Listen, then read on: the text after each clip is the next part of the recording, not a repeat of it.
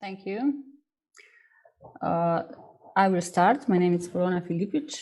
We did this kind of thought about the book of Andrea together with Sinan, and I'm very honored that we were invited by Andrea. Thank you very much.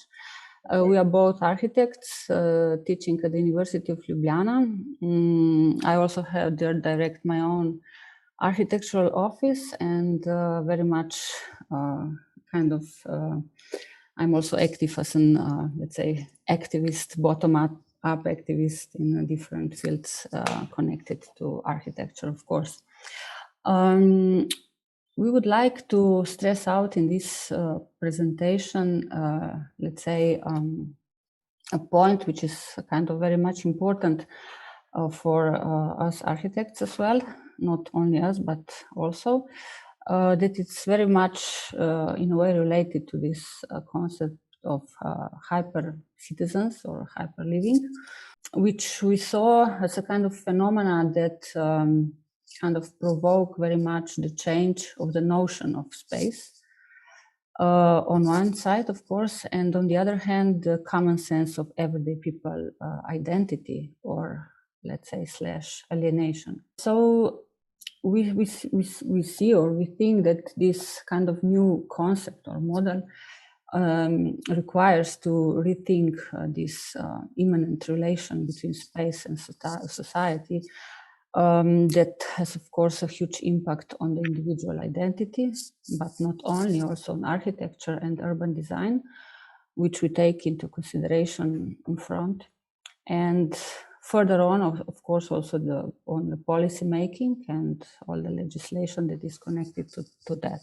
And all this phenomena is also kind of growing the gap within this educational process that we are facing at the faculty at the university in relation to this hyper-fast change and, of course, the notion of spatial reality.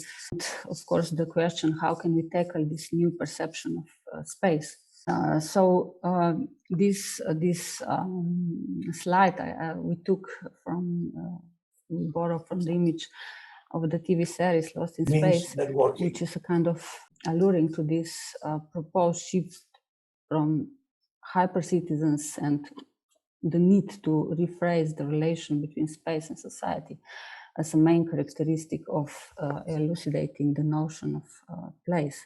And what is also important, this urge to challenge or to reconstruct this immanent connection of perception and the new, let's say, the new future society, which kind of book is aiming for. In essence, we can say that space is a physical environment that is determining life and work frame of people very much. But architecture is more than just a built environment. It's a part of our culture. It's a kind of artistic genre that it's always present for all of us, and it's an inevitable part of society, let's say. It's a kind of expression of ourselves and our view on the world. And this not only affects society on an unconscious level, the architecture, it also determines our actions and emotions. We have to be aware that for us, architects, space and place mean completely different things in a specific social cultural context, of course. So can we understand this hyper living or hyper citizens as something which is in between here and there? So it's just an instance. And on the other hand, to understand the notion of place, we need to look into what we call sense of place. So the spirit of place and the so-called emotional architecture that essentially evokes the phenomenology of an architectural era and the experience associated with it. A beautiful picture of Mike Dere to emphasize that the relation between place as a local notion, which is kind of very important in the society as a kind of a global idea, is in a way, in this perspective of hyper citizens, changing drastically. So as a society, we are kind of increasingly affected by this spatial articulation and this notion of place, and how this awareness is reflected in an intentional spatial creation, and how this consequently affect our behavior patterns, health, well-being, safety, satisfaction at the end. So we try to kind of explain how these behavior patterns are very much determined by spatial experiential qualities that also build, in a way, our identity, or let's say at least the identity of place.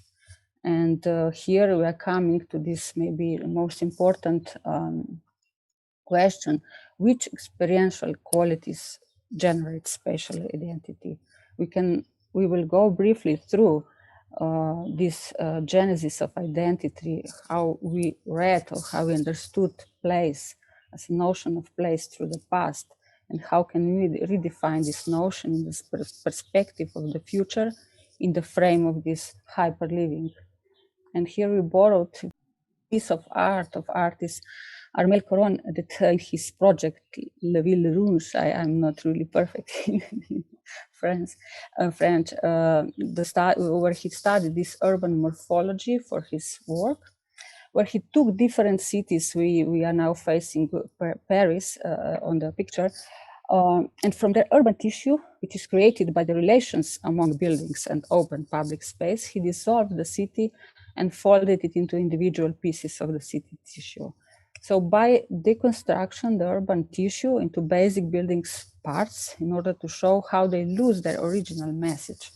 There is no recognizable whole anymore, and there is no identity or no sense of place, let's say. In order to perceive the sense of place, we believe we have to arrange the image or the sequences that we live, or the sequences that we are facing in such a way that they give us the appearance of the connection of different parts into the whole. Because we are, as humans, we are always looking for similar elements to connect them in a pattern and to match each other, of course. And the notion of identity, we, society, in a way, or let's say from our perspective, relate to visual sensory perception of the place. And this perception, as we stated at the beginning, will change drastically, let's say, with this phenomena of hyperliving. We borrowed here to see and to understand these basic rules of how this notion of place is perceived, a theory of American urbanist and teacher Kevin Lynch that explains this theory in the book Image of the City, where he performed this new research method of visual sensory perception of the urban image as a basic approach toward the perception of the city identity. So this essence of his research was built upon the non-professional people, so not architects, not urban planners, that describe their feelings and the vision of the identity of the specific city. He focused on 3 cities, New Jersey, Los Angeles, and Boston, that we are facing here. And out of the research, he excluded that 5 elements are important for the creation of a specific identity of the city, which are connections, edges, areas, nodes, and emphasis. And these elements, Lynch found, are relevant for the people's orientation, and not only orientation, but to feel this notion of place in a specific urban environment. And we can go just quick through them. So as connections, he meant kind of these longitudinal directions, just as very basic streets, footpaths, roads, canals, railways. For many, this was the main element that kind of framed the notion of place for the individual. And then there are edges. We can simply state as linear elements that are like a kind of boundaries between 2 areas with different characteristics. And then he talked about areas that are read as a medium-sized urban areas that are perceived as 2-dimensional. And each area has its own characteristics, and we can physically and mentally perceive the spatial threshold that we surpassed. The nodes, that are kind of strategic points of the city where a person can enter, or they are intense focus of they are just points of attention that kind of gave us this notion of place. And these accents that are kind of external elements that are the observer's kind of focal points, where we don't enter and we just see them only from the outside, and these points in the city that stands out from the surrounding area. And as described, let's say that kind of Lynch proved that people in the city have to orientate to feel pleasant or perceive an urban layout as their place and home. And these 5 elements, in a way, he kind of emphasizes recognition, references, points of one's own urban identity. And so the question can be, can we today still perceive a notion of place only through its physical dimensions, since our lives are becoming more and more multi-layered, digitalized, synchronized? Is our identity still a collective one, or is more an individual collage of overlapping episodes?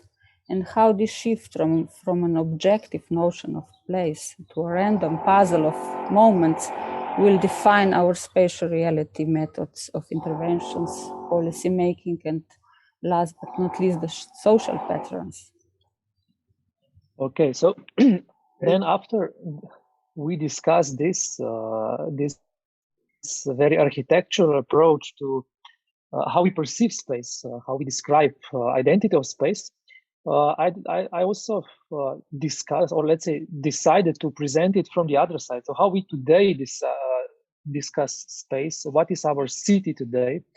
And I must say, I had a very interesting debate. It was maybe 2 years ago or a year and a half ago with Andrea. We were, I think, somewhere in Netherlands. It was great summer afternoon with the drink, and we were discussing about what is hypercity, what is hypercitizenship. And let's say, I realized that in a way, my personal life is very much hypercitizen way. And I'm dealing with this issue every day, traveling between different 2 countries. You don't know in which city you actually live, in which country you actually live. You're half in every country. So I think I make this photo today as a representation of how is it, to be part of 2 countries and constantly trying to travel up and down. So, and this year and a half ago, the inspiration Andrea gave me, this image actually came up into my mind. And if you're looking at it like this, it's kind of you would say it's a section of one city somewhere. But then I think when we are discussing about the hypercitizenship, I have to explain a little bit this image. So what I was thinking.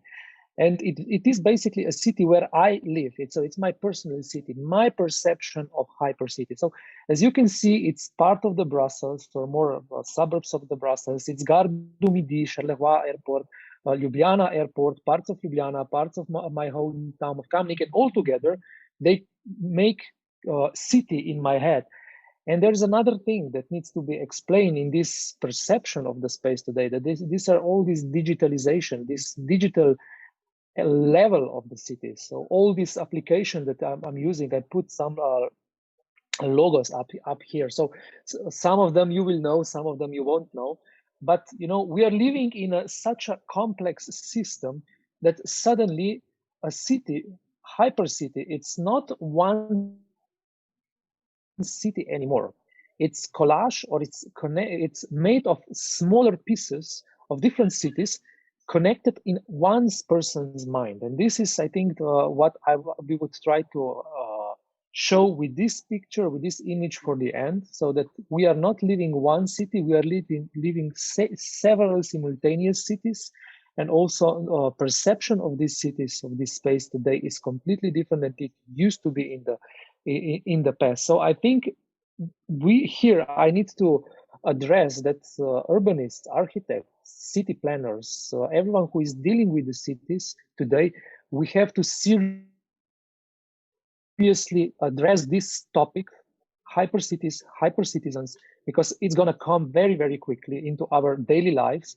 And I think it's going to be in the future, we will still heard a lot about it. And I'm so happy for Andrea to made this book, that he's opening all these topics, and that is always constantly knocking on our doors. Look, you have to do something, dear architects, dear urbanists. You have to discuss these topics because the future is here and you have to deal with it. So Andrea, once again, congratulations and thank you. And I'm really looking forward to still work on that topics in the future. Thank you. Thank you very much, Sinan. Thank you. Thank you. It was very, very impressive, your presentation. Thank you very much. Are we going to the next speaker? Reading the book written by Andrea Pritasi, you have immediately clear fundamental dimension of the hypercomplex and hyperconnected society. The radical interdependence and interconnection of all productive, social, and cultural phenomena and processes. And interdependence that we continue to try to manage with the systems of rules defined when the nation states was strong, and above all, without a culture of complexity and without a systemic vision. So, the prospect of hyper-citizenship is fundamental and is a long-term perspective. And thinking about the long period, long-term, means, in my opinion, rethinking the overall architecture of knowledge and skills, still based on logic of separation and false dichotomies that determine the exclusive involvement of knowledge and technical skills, and the use at all levels to always reductionist and deterministic explanation. Once again, in my opinion, the crucial question concerns how we should rethink education and training to inhabit, not manage, inhabit a global ecosystem increasingly dominated by uncertainty and unpredictability. Because, as I have argued for many years, the complexity of the social and of the human cannot be managed or controlled. Andrea Pitasi's book and research are very interesting and full of ideas and implications, including epistemological ones, which have also been highlighted by the previous speech. I will try to share some of my short reflection and research themes that bring me closer to this publication, which I repeat, I appreciated a lot. We are going to be debating some significant questions, complex, not complicated problems, which have a great deal of fallout on our democracies and of our life together. Before getting into the talk, I think it's necessary to give you a quick preview of some of basic premises we'll be dealing with.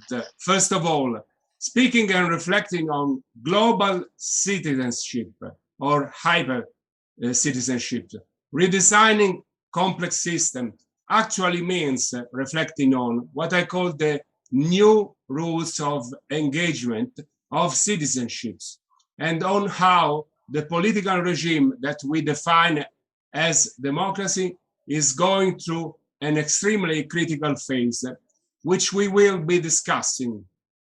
The second point regards what I call the great illusion of hyper-technological civilization. What are these illusions?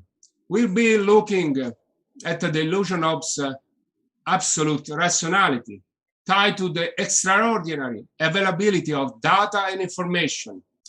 A second illusion, which is closely linked to the first, is that of achieving total control over every action, behavior, and process. The third is the illusion of measurability, the illusion that we can be translate also the qualitative dimension of life, of sociality in a quantitative way. That everything can be measured in quantitative terms, even human life, learning, thought.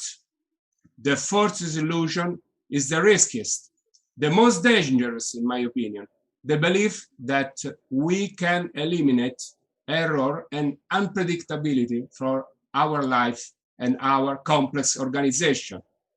The third point I would like to make is that of the urgency of a systemic approach to complexity and of avoiding reductionist and determinist explanation and analysis.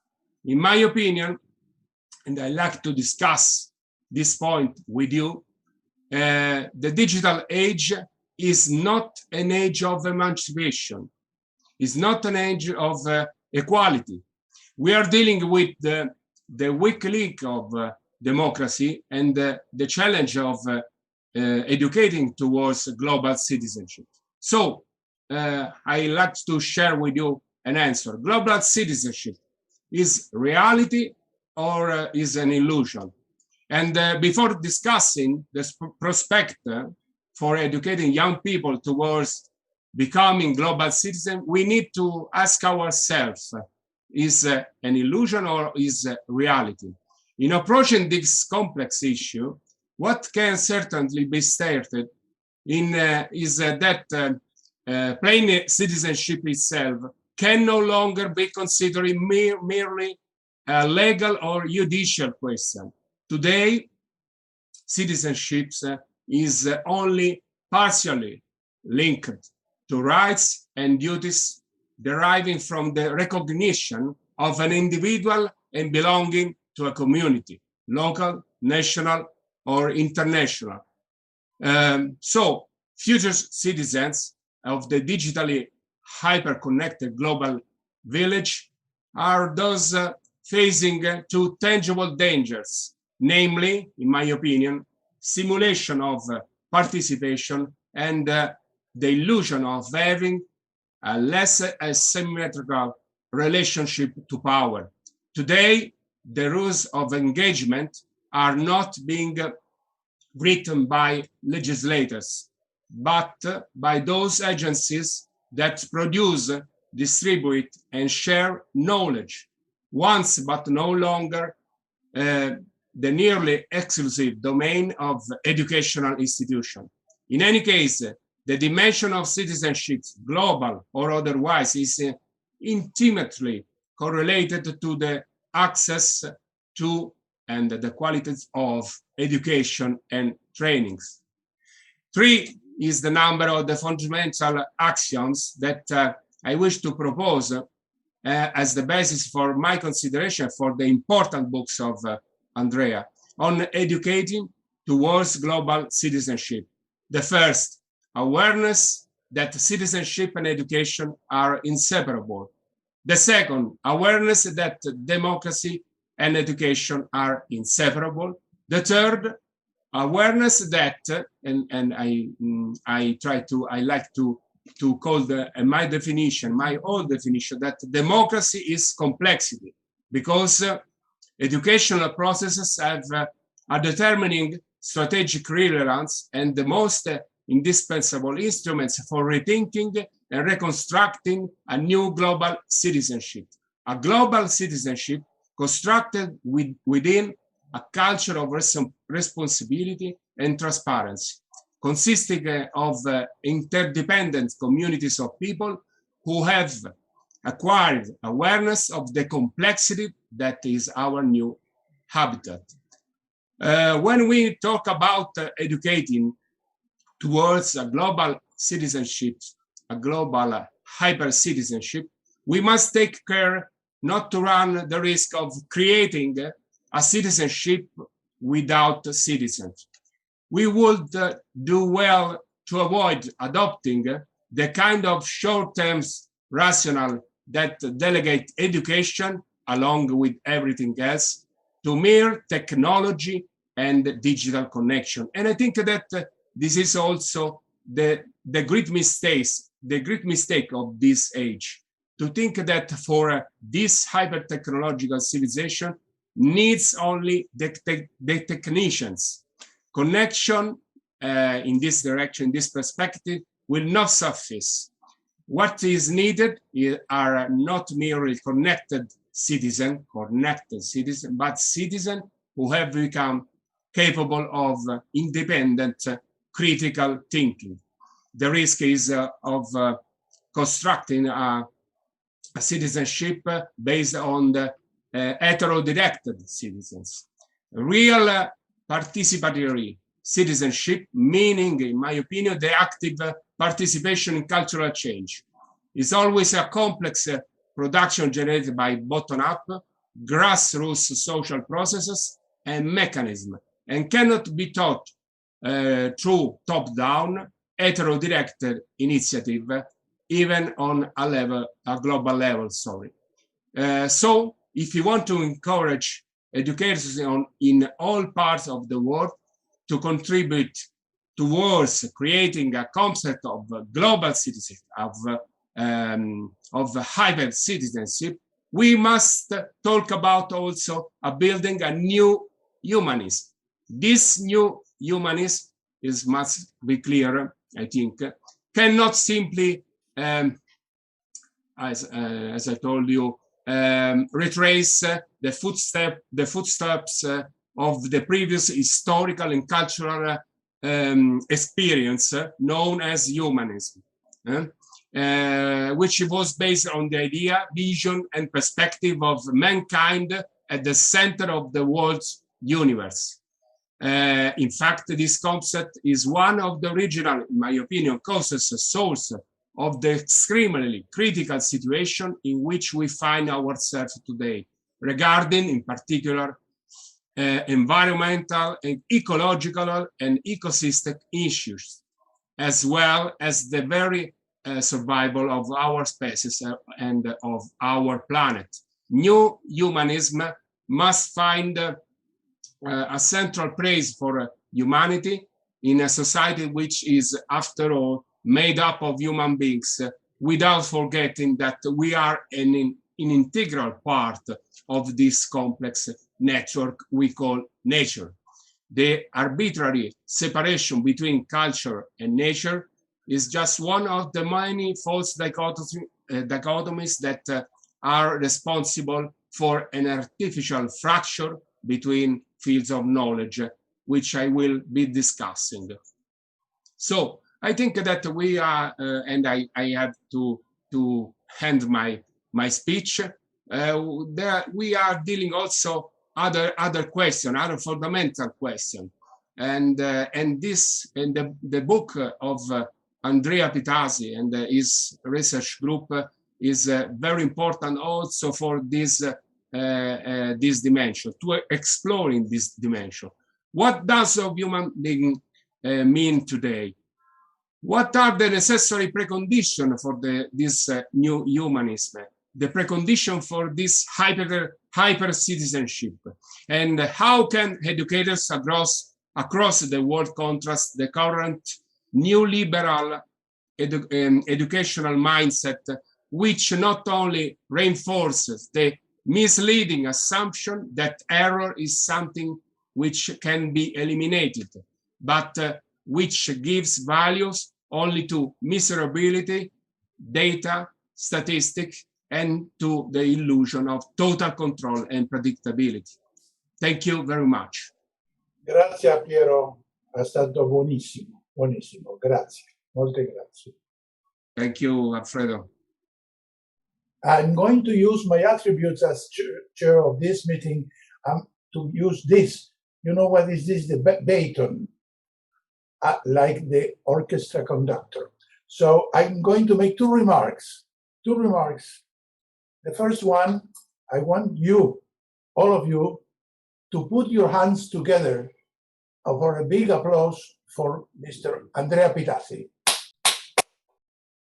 One is, well, I cannot leave this position without saying something that I realized during your excellent, brilliant presentations. You were always also speaking, all of you, about the environment in Europe. 448 million inhabitants, and it is 6% of the total population. I am not coming from Europe. Well, my grandparents came from Europe, But now I am coming from South America.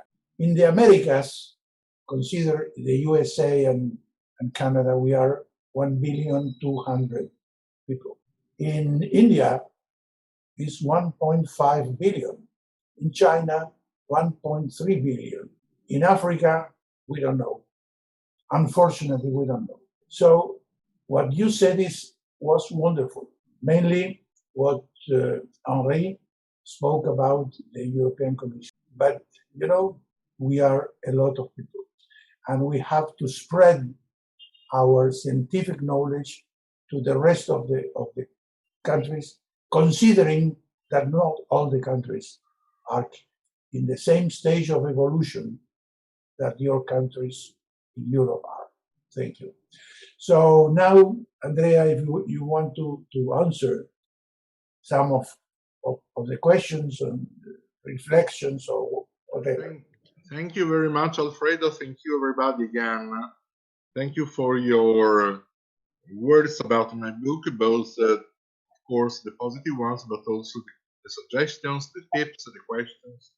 And I will do my best to give a general reply. Sometimes I will reply personally, sometimes I will try to interconnect, because some topics were interfaced through your presentations. But before that, if you agree, Alfredo, I would ask our friends in the audience if they have quick comments or quick questions. I can reply everybody, and they can also involve more our friends who kindly attended the meeting also as an audience. So if they want to be active and put questions, ask questions, I'm here. Questions or comments. So I think we will go for a brief question time, and then I will try to reply as far as I can. And of course, I think many stimulus, many elicitations I received could be also useful for further publications, especially maybe also more divulgative publications, because if you go to academia, except this book, which is brand new, so I cannot do that for a copyright matter, the whole program of publications, Italian, in French, English, and also in Hungarian, thanks to Edith Fabo, about Hypercitizen are available. So, I mean, the research program began 10 years ago, and probably in terms of general research, it's over. Research is never over, but at the moment it is. And then I think it's also important to go further to public engagement and divulgation of the model. But so first of all, if our friends here who did not give a presentation, if they want to ask some quick questions or give some comments, they can final reply. Okay. Is there any question or comment?